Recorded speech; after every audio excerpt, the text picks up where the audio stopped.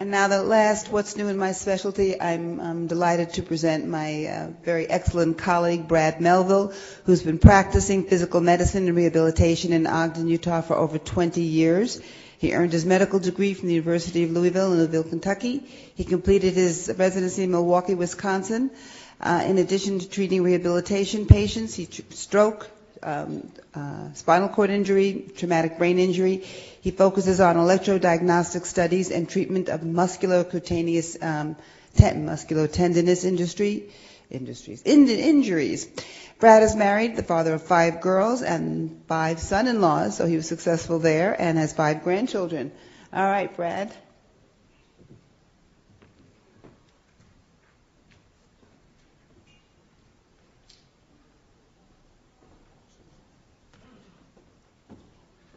I've been coming to these meetings for many years, never been asked to speak. I've been in practice, as Rhonda said, for 23 years here, and actually last week, if you notice, I have a little pin, received it from the American Academy of Physical Medicine and Rehabilitation for a 25-year membership, so I guess it means I'm getting older. On Sunday, my wife and I were reading the paper, and there's an article in the Ogden Standard Examiner. It's titled, Surgical Society Partners with Kidney Foundation for Annual Conference. And my wife read me the last paragraph. It reads, Teresa Puskedra, Executive Director of the Ogden Surgical Medical Society, said the conference brings in top-notch speakers from all over the nation and sometimes the world. My wife, always being a little bit blunt, asked, so why did they ask you to speak? I wanted to talk about 2 things today, and Dan Bick talked about one of the things I was going to talk about, so I'll shorten that and lengthen the other. Physical medicine rehabilitation, as Rhonda mentioned, deals a lot with the rehabilitation aspect, but there's been sort of a division, as it were, in the specialty on how some people practice. Some people stay with the rehabilitation end of the neurological or the amputee patient, and some people deal only with the musculoskeletal injuries. And I continue to do both, and I first wanted to talk about a field in the rehabilitation. Could we have the first on the flash drive?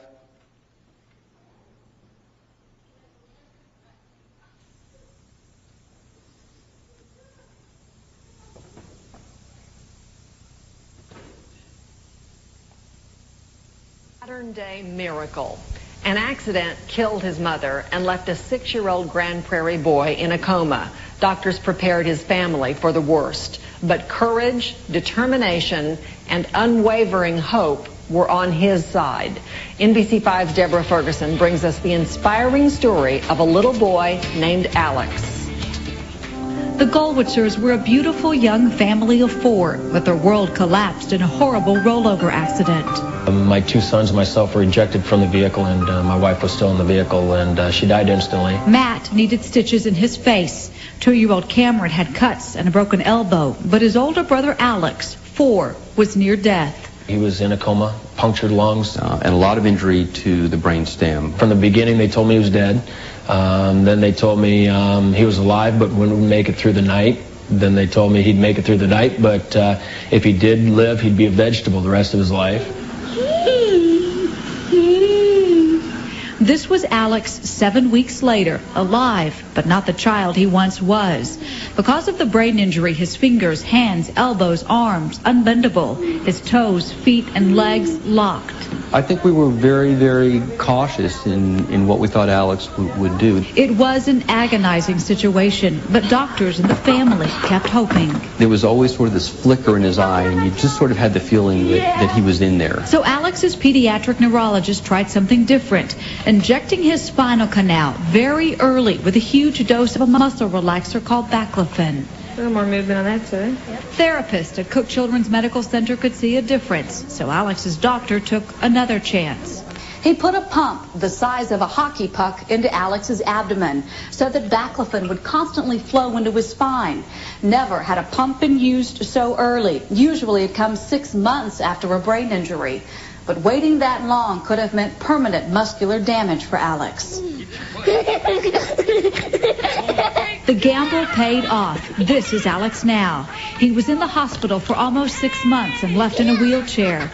But today he's a happy 6-year-old who runs and talks and laughs and does all the things that once seemed so unlikely.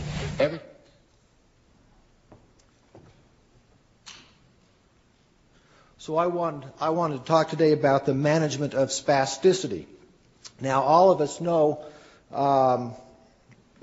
that movement is a coordinated activity which starts in the motor cortex. It's a polysynaptic pathway which ultimately results in the desired movement. What we often forget about is that there is a great deal of inhibition of undesired movements. Basically, I look at the spinal cord and movement function as sort of an island of activity in an ocean of inhibition. Without that inhibition from higher centers, the limb gets spastic, it gets hypertonic, it gets unmovable, and so in problems where there is that interruption, we get this hypertonic individual. Spasticity is the primary neurotransmitter for this inhibition of unwanted movements is gamma-aminobutyric acid. Spasticity is defined as a positive phenomena due to lesion of the descending motor pathways from CNS pathology. It is a condition where it is velocity dependent. If someone has a spastic right arm with elbow flexion, the faster one tries to open up that arm, the stronger the spasm. Often it's associated with hypertonicity. There are multiple causes of it. Virtually anything that causes an upper motor neuron lesion, stroke, multiple sclerosis, traumatic brain injury, some degenerative CNS disorders, spinal cord injuries, cerebral palsy. Treatment for spasticity over the years, and there have been efforts to treat this to lesser degrees of efficaciousness, of not being very efficacious. There's been numerous treatments. One is therapy-based. Stretching, certainly guided by a therapist, sometimes helps reduce on a temporary basis spasticity and hypertonicity. There's been use of bracing over the years. Depending on what they're trying to do, they can design therapists and orthotists can design braces in various patterns, some which will reduce tone. Positioning is important. For an example, if there is a patient with a brain injury or cerebral palsy, if their hips and if you try to put them in a wheelchair and their hips and knees are about 60 degrees, they'll tend to extend them all the way and slide out of the chair. But once they get into a 90-90 position with the hips and knees, the tone relaxes and they can pretty much stay in the chair. When I was in my training, they still use surgical techniques, primarily tendon lengthening procedures, and also some selective dorsal rhizotomies, particularly with the CP child. Oral medications have been used and continue to be used. They're probably one of the frontline choices right now. They are effective to a certain degree, but they're probably not as effective as we want. Benzodiazepines, Baclofen, and central alpha agonists such as tizanidine or Xanaflex all effectively reduce tone. The problem with those medications is that often the tone may be reduced a little bit, but not enough for our satisfaction before the patient becomes too sleepy. Dantrolene is another older medication which decouples, the synapse occurs, but it interferes with the calcium uptake in the muscle cell. I've never been that thrilled with it, and there are some definite potential problems with the liver with the dantrolene. Anti-seizure medications, particularly gabapentin, may be tried by some people, not usually very effective. Certainly injections have a role. The issue with injections is it's not usually a global treatment. It's treatment for a focal area of muscle spasms. Early in my career, only motor point blocks were performed. That's with phenol or ethanol. They're painful. They cause some tissue necrosis. And again, it lasts, probably 3 to 6 months. Botulism toxin is used as well. Again, that is short-lived, 3 to 6 months again, expensive. And again, it only treats spasms focally. So what is newer, and it's not brand new. It is being used in Utah. It's being used at Primary Children's and at the University of Utah, is the use of intrathecal baclofen for the treatment of spasticity. I suppose the reason why it's more effective than oral baclofen, is that it diffuses across the spinal cord. It's not really carried by the blood. And I guess it has a local high concentration in the spinal cord. It's been trial started in the late 1980s. It's been shown to be effective for spasticity of spinal or cerebral origin. There are actually minimal side effects. Baclofen is chemically looks similar to GABA and works at that area, works at the GABA receptors, but used intrathecally, there's not nearly the sedation that oral baclofen has, and strangely enough, it only affects the muscles that are hypertonic. And so if a stroke patient received it and had one good leg, one hypertonic leg, it doesn't cause weakness in the good leg, nor will it cause weakness in the remaining muscle that functions normally in the good leg. It just seems to reduce the tone and tonicity and not reduce purposeful movement. How is this performed?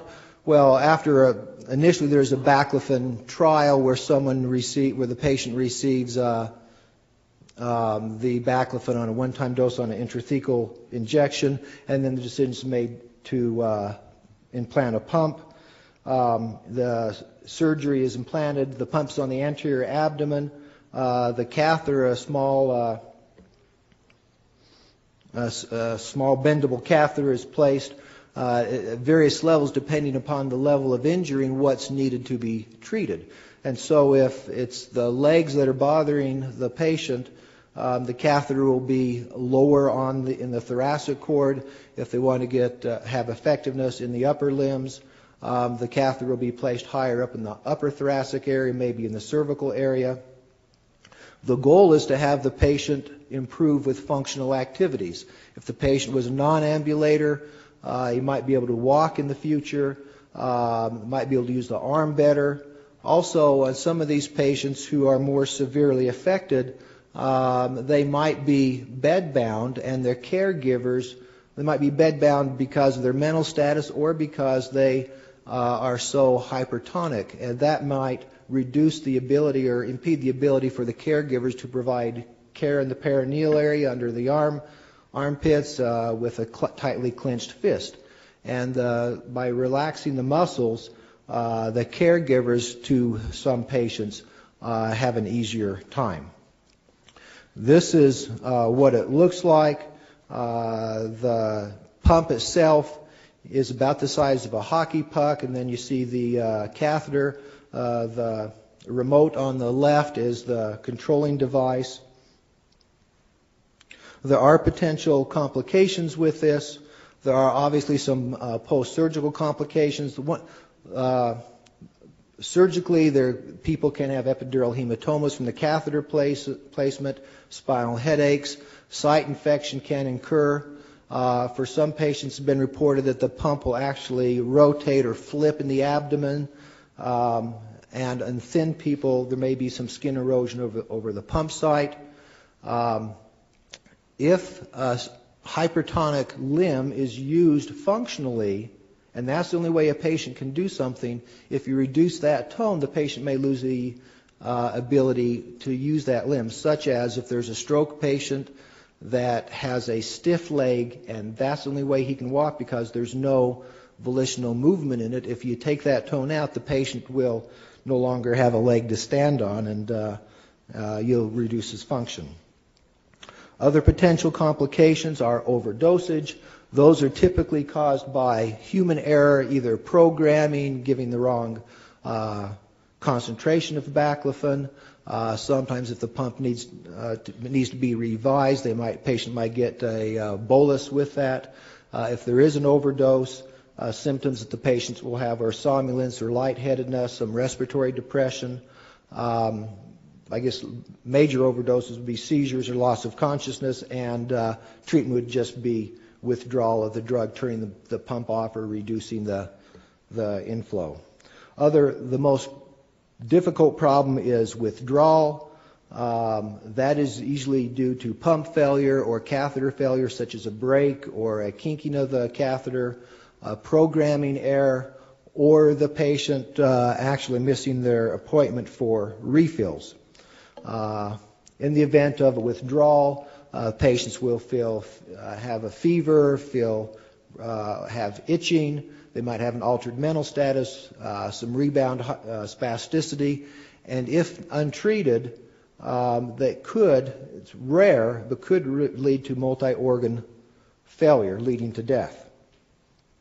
Treatment for baclofen withdrawal is first make sure the appropriate life-sustaining measures are given. Oral baclofen may reduce those symptoms. Benzodiazepines given either IV or orally can reduce them. Cyproheptadine may reduce them, and a dose of intrathecal baclofen via a lumbar puncture will reduce the symptoms, and ultimately resolving the pump failure or replacing the baclofen. There are some selected references. Let's see. In short, baclofen intrathecally is a very effective, probably the most effective treatment for hypertonicity and hyperspasticity. It can be titrated. There are fewer side effects barring withdrawal. I have one more video to show of side-by-side with and without the baclofen therapy pump.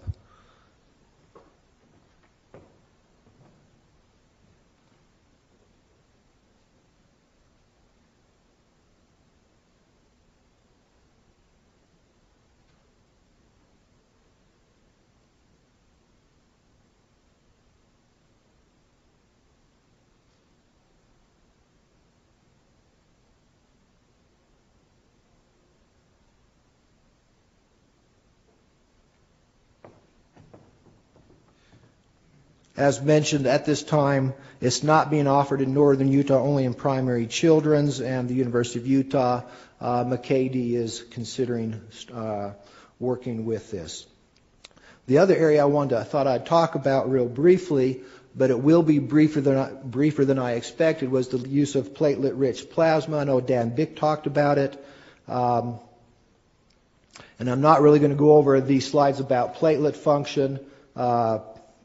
Activated, non-activated platelets, they release granules. In the alpha granules, there's a number of chemicals released. The growth factors, there are numerous. I guess basically the goal of platelet-rich plasma is to increase to supraphysiologic concentrations, a physiologic mixture of factors or proteins which aid in the healing process. I thought what I would do is just go through some of the studies, and I could find basically 6 studies talking about the use of platelet-rich plasma in musculotendinous injuries. I excluded any time surgery was involved. And I think Dan talked about a couple of these. One study from 2005, I believe it was, well, it wasn't a study, one report from 2005, 20 professional athletes with muscle injuries, hamstrings. The site was localized with an ultrasound where there was a hematoma. It was evacuated and platelet-rich plasma was injected 1 to 3 times. They felt that there was a full recovery and in half the expected time, but there were no controls. A second study, treatment of chronic lateral epicondylitis. This is one that's often quoted. 20 patients. Dr. Mishra gave 15 of them platelet-rich plasma, 5 control. 3 of the control dropped out, so it's essentially a non-controlled study. He felt that the platelet-rich plasma decreased their symptoms of lateral epicondylitis and continued to show improvement in their pain scores up to a year. Probably a better study from 2008. This was probably just a presentation. I don't think it was written on and published in a journal, but there were 60 patients. They randomized, although it didn't say what they randomized in between. With corticosteroids. The improvement was similar over the first 12 weeks. Up to a year, it seemed like the platelet-rich plasma group had better pain relief than the corticosteroid group.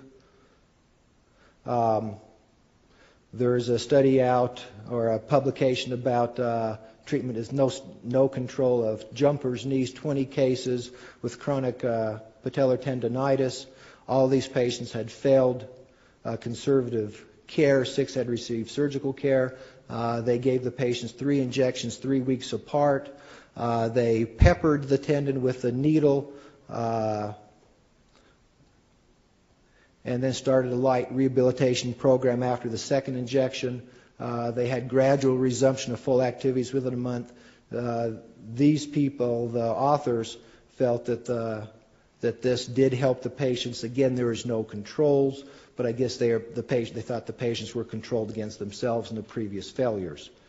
There's been 2 recent studies. This one's in JAMA, where they randomized 54 patients. They had symptoms of Achilles tendonitis. They were randomized to platelet-rich plasma and saline. With ultrasound guidance, they injected the Achilles tendon. They peppered it with 15 sites, half of them receiving the platelet-rich plasma and half of them receiving saline. And they had a gradual rehabilitation program afterwards, identical. And surprisingly enough, the saline control group seemed to have improved as much as the platelet-rich plasma group with similar satisfaction. And the last study was in February or March of this year, again for lateral epicondylitis. 51 received platelet-rich plasma, 49 triamcinolone. They had an identical rehabilitation program, returned to activities after 4 weeks as tolerated. Some of those patients, some in each group, for a total of 18, underwent additional reintervention at 4 and 8 weeks. It was not statistically significant, but it appeared that the corticosteroid group had a little bit better pain relief. They sort of met at 12 weeks, and after that the graphs showed a tendency for the platelet-rich plasma groups to have a little bit better pain relief than the corticosteroid. In fact, the corticosteroid injection groups had an increase in their pain, not to what it was prior to injection, but a slight increase in their pain. In short, with platelet-rich plasma, studies are lacking. I've just mentioned 6 studies, 3 with some randomization, 3 without. It is not reimbursed by third-party payers. It's expensive. The preparation of the platelet-rich plasma costs between $200 to $400 a piece, which I assume is incurred by the patient unless we are really charitable. The technique has not yet been determined, where to inject it. Does it work in lateral epicondylitis versus patellar tendonitis versus Achilles tendonitis versus a decurvains tendonitis. Where to inject is not fully determined. It may prove to be beneficial, but it haven't yet been enough studies on that to document it, and it might be just a flash in the pan that will eventually go. But I do know that Tiger Woods and Andre Karolinko used it, so it's probably pretty good. Okay, that's it. Any questions?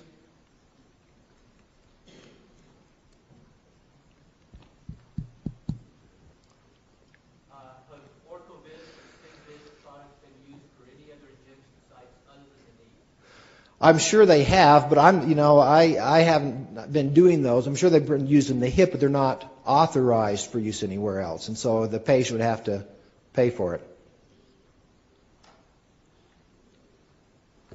Thank you.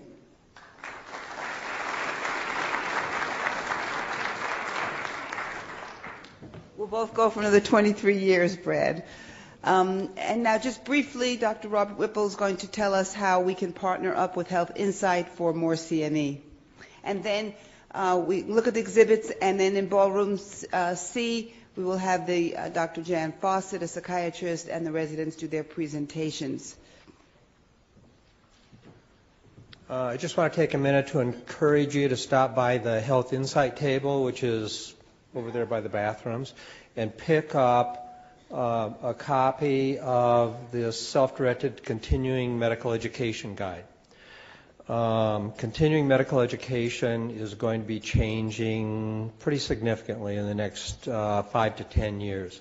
The Institute of Medicine has just released a report which basically is going to require receiving credits for continuing education to be like a CQI project, a continuous quality improvement project, where we need to identify issues or problems, develop a knowledge base about them, develop a correction, implement it, and then document the results.